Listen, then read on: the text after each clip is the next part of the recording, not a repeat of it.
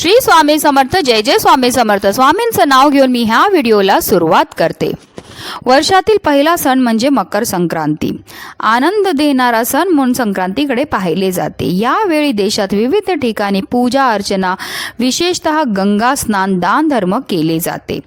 महाराष्ट्रात 3 दिवस संक्रांतीचे पर्व साजरे केले जाते. संक्रांतीच्या आधीचा दिवस म्हणजे भोगी, त्यानंतर संक्रांत आणि नंतर किंक्रांत. हा सण संपूर्ण भारतामध्ये विविध नावाने साजरा केला जातो.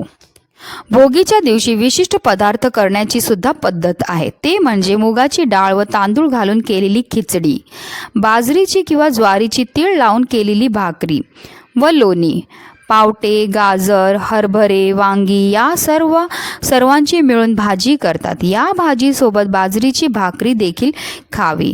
बाजरी उष्ण असल्याने ती हिवाळ्यात खाणे फायदेशीर असते. घरातील देवांची व सूर्याची पूजा करून वरील पदार्थ जे आहेत ते नैवेद्य दाखवला जातो. भोगीच्या दिवशी केस धुवून स्नान करण्याची परंपरा देखील आहे. भोगीच्या नावातच असं म्हटलं गेलेलं आहे की आपल्या जीवनामध्ये जे पण भोग आहेत ते जर आपल्याला संपवायचे असतील तर भोगीच्या दिवशी जर आपण काही सेवा केल्या, दान केलं आणि त्याचबरोबर जर काही उपाय केले तर आपल्या जीवनामध्ये असणारे जेवढी पण संकट आहेत, दुःख आहेत, दारिद्र्य आहेत हे दूर होण्यामध्ये मदतही मिळत असते. आपल्याकडनं कळत नकळत झालेल्या चुका असतात, त्याचबरोबर आपल्या अवतीभोवती जी नकारात्मकता असते, इडापिडा असते, त्यामुळे सुद्धा जे आहे आपल्या जीवनामध्ये अनेक प्रकारच्या समस्या ह्या येत असतात. आणि त्या समस्या जर आपल्याला दूर करायच्या असतील तर आपल्याला उद्या भोगीच्या दिवशी काळ्या तिळाचा अतिशय प्रभावी असा उपाय करायचा आहे. आपल्याला काळ्या तिळाला इथे अर्पण करायचे, ज्यामुळे आपल्या मागचे जेवढे पण भोग आहेत, वाईट कर्म, इडापिडा जे पण आहेत ते सगळं संपून आपल्या घराची, आपल्या मुलांची भरभरून अशी प्रगती होणार आहे. त्याबद्दल सविस्तर माहिती मी तुम्हाला ह्या व्हिडिओमध्ये देणार आहे. तो व्हिडिओ पूर्ण पहा आणि जर माझ्या चॅनलवर नवीन असतील तर चॅनलला सबस्क्राईब करा आणि शेजारी बेल आयकॉनसुद्धा प्रेस करा, जेणेकरून तुम्हाला माझ्या नवनवीन व्हिडिओचं नोटिफिकेशन हे मिळत राहील. भोगीच्या दिवशी स्नानाला आणि दानाला अतिशय महत्त्व दिलेलं आहे. सकाळी लवकर उठून अभ्यंग स्नान केली जाते, त्याचबरोबर नवीन कपडे परिधान केले जातात आणि महिला जे आहेत आपल्या घराच्या भोवती रांगोळीही काढत असतात.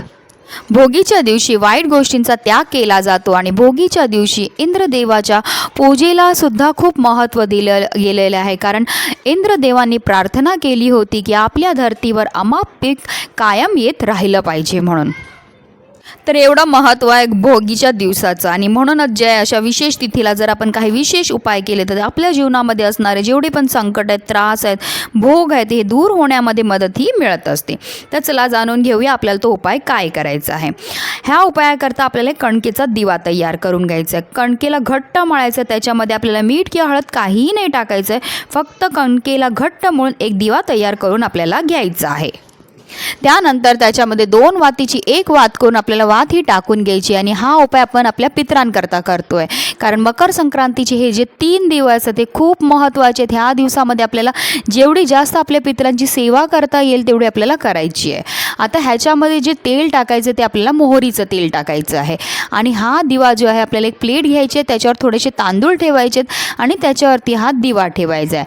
आणि आपल्या देवघरामध्ये बसून सुद्धा तुम्ही हा उपाय करू शकतात किंवा घरातल्या कुठल्याही बाजूला जाऊन तुम्ही हा उपाय करू शकतात. आपल्याला फक्त तोंड जे आहे आपलं दक्षिण दिशेला असलं पाहिजे, कारण दक्षिण दिशा ही यमाची दिशा आहे, दक्षिण दिशा ही आपल्या पितरांची दिशा आहे.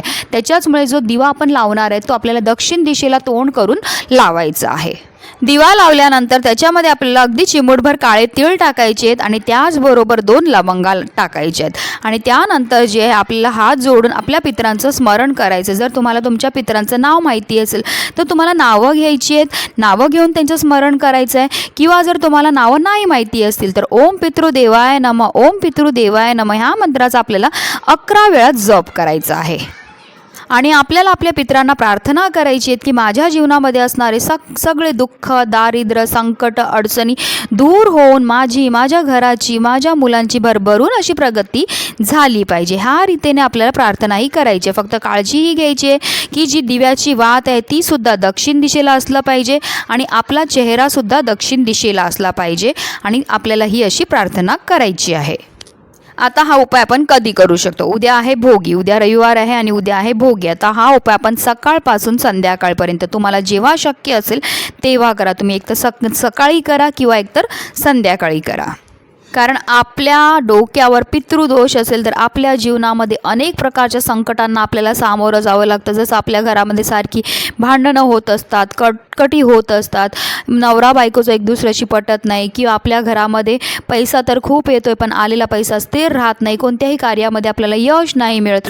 आणि म्हणूनच जे आहे आपल्याला ह्या सगळ्या त्रासांपासून जर वाचायचं असेल तर अशा विशेष तिथीला आपल्या पितरांची सेवा ही आपल्याकडनं झालीच पाहिजे. आणि हे मकर संक्रांतीचे हे जे 3 दिवस आहेत म्हणजे भोगी, संक्रांती आणि किंक्रांती, हे 3 दिवसामध्ये आपल्याला जेवढे जास्त आपल्या पितरांची सेवा करता येईल तेवढी आपल्याला करायची आहे. आपल्या पितरांची सेवा केल्यामुळे आपले पितृ आपल्यावर अतिशय प्रसन्न होतात आणि त्यामुळे आपल्या जीवनामध्ये सुख समृद्धी येते, भरभराट येते, प्रत्येक क्षेत्रामध्ये आपल्याला यश हे मिळायला लागतं. अतिशय साधा आणि सोपा उपाय आहे, नक्की करा. तुमच्या जीवनामध्ये खूपच चांगला बदल हा घडलेला तुम्हाला स्वतः अनुभव येईल आणि तुम्ही मला कमेंट करून सांगतील. आणि म्हणूनच व्हिडिओ जास्तीत जास्त लोकांपर्यंत शेअर करा, जेणेकरून प्रत्येकाचं आयुष्याचं कल्याण हो, हीच मनामध्ये इच्छा. श्री स्वामी समर्थ. जय जय स्वामी समर्थ.